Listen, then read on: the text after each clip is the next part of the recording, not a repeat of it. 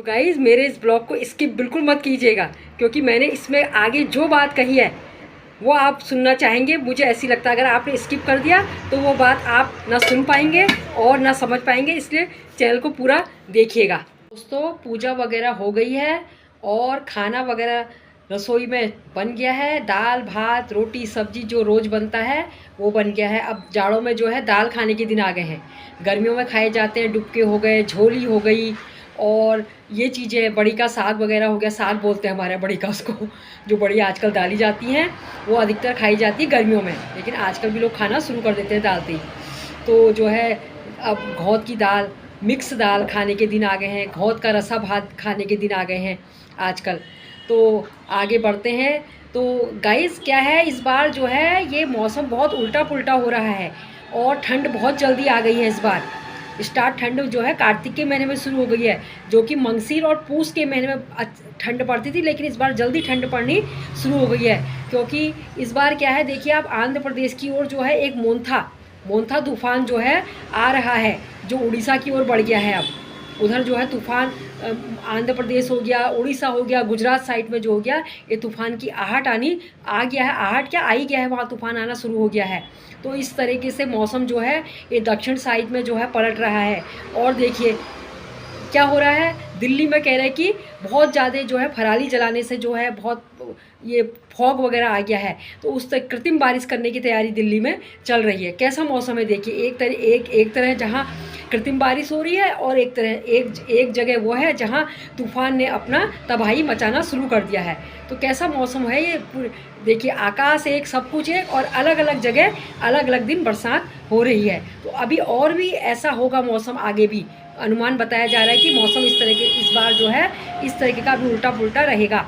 तो आगे फिर मैं आपको और कुछ बताती हूँ इसके बारे में। ये जो YouTube चैनल पे जो पंडित आ रहे हैं, नए नए पंडित बने हैं, जिनके इतने व्यूज़, लोग इतने देखते हैं उन चैनलों को और उसमें इतने व्यूज़ देते हैं, इतने उनके सब्सक्राइबर बने हैं, पता नहीं कैसे बन जाते हैं, जिनको पूरा ज्ञान ही नहीं है। खाली देख करके 2-4 मंत्र जप करके वो बताते हैं। 1 तारीख को कभी जो है एकादशी का व्रत नहीं है, क्योंकि उस दिन 9:37 से जो है एकादशी लग रही है, इसलिए 10वीं मिली एकादशी को कभी नहीं करना चाहिए। जो ये यूट्यूब में नए नए पंडित आ गए हैं और जिनके इतने सारे सब्सक्राइबर बन गए हैं और जिनको इतने व्यूज़ मिलते हैं, पता नहीं कैसे मिलते हैं, लोग कैसे देखते हैं, मुझे समझ में नहीं आता। इसलिए आप मेरे इस चैनल को देखिए। और 2 तारीख को हरि प्रबोधनी एकादशी जो है देवोत्थान एकादशी, जिसमें देवों को जगाते हैं, और श्री हरि का जो है तुलसा माता के संग, शालिग्राम भगवान का तुलसा माता के संग विवाह कराया जाता है। तो वो एकादशी आप 2 तारीख रविवार को करेंगे। इसमें कोई भी संशय नहीं है कि व्रत के दिन तुलसा को जल नहीं दिया जाता, सब दिया जाता है, बस उनका पत्ता वगैरह नहीं तोड़ा जाता है। ये निषेध होता है कि तुलसा को जो है उनके पत्ते तोड़े नहीं जाते हैं। तो इसलिए आप लोग जो है ये एकादशी का व्रत जरूर करिए। कोई एकादशी करे ना करें, लेकिन आप देवोत्थान एकादशी, देव प्रबोधिनी एकादशी का व्रत करें, क्योंकि कहते हैं इस एकादशी का व्रत करने से जो आप 1000 जो अश्वमेध यज्ञ करते हैं, राजसूय यज्ञ करते हैं, वो ये एकादशी करने से बहुत उत्तम फल मिलता है। क्योंकि इस एकादशी को भगवान श्री हरि ने किया था, अर्जुन ने किया था, युधिष्ठिर ने किया था। उनसे पूछा था कि हे प्रभु, आपने हमको जो है जिस दिन हम वो जुलाई के महीने में शुक्ल पक्ष में जो व्रत करते हैं उसके बारे में तो आपने हमको बताया, लेकिन अब हम आपसे जो है रमा एकादशी के बारे में भी आपने हमको बताया, लेकिन अब हम आपसे जो है ये देवोत्थान एकादशी के बारे में सुनना चाहते हैं।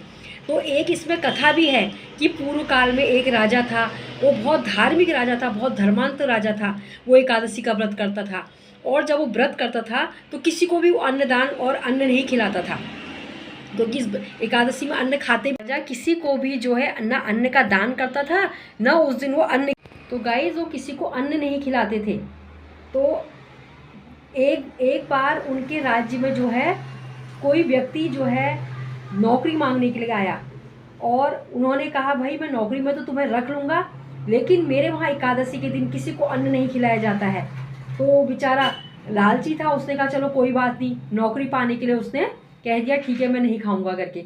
अब जब वो नौकरी करने लग गया तो नौकरी करने का एकादशी आई, अब वो भूखा रह नहीं सकता था, तो उसने कहा क्या करें, तो महाराज से कहा महाराज मैं तो भूखा ही रह सकता हूँ, अब मैं क्या करूँ, मेरे तो पेट पर दर्द हो रहा भूख के मारे। तो महाराज ने कहा, महाराज को दया आ गई, महाराज ने कहा चलो ठीक है कोई बात नहीं।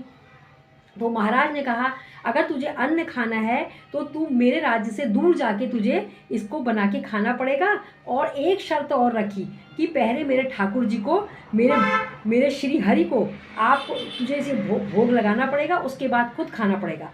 उसने कहा ठीक है। वो चले गया अन्न लेकर के। जब गया तो दूसरी जगह उसने भोजन वगैरह बनाया और उसने ठाकुर जी को पुकारा, ठाकुर जी आ जाओ भोजन बन गया है, हे प्रभु आ जाओ भोजन बन गया है। तो जो है प्रभु जो है प्रकट हो गए दूसरे भेष में, और उन्होंने भोजन जो है, जब उसने भोजन रखा तो श्री हरि ने पूरा भोजन कर लिया, खा लिया। अब उसके लिए नहीं बचा, अब बेचारा वैसे सो गया रात को मसोई बन मार के। फिर अगले बार फिर एकादशी आई, फिर राजा के पास गया वो, तो उन्होंने कहा प्रभु आए थे और प्रभु ने भोजन खा लिया और मेरे लिए कुछ नहीं बचा। उसने कहा अच्छा प्रभु आए थे, कैसे आए थे प्रभु, मैं भी देखूंगा करके।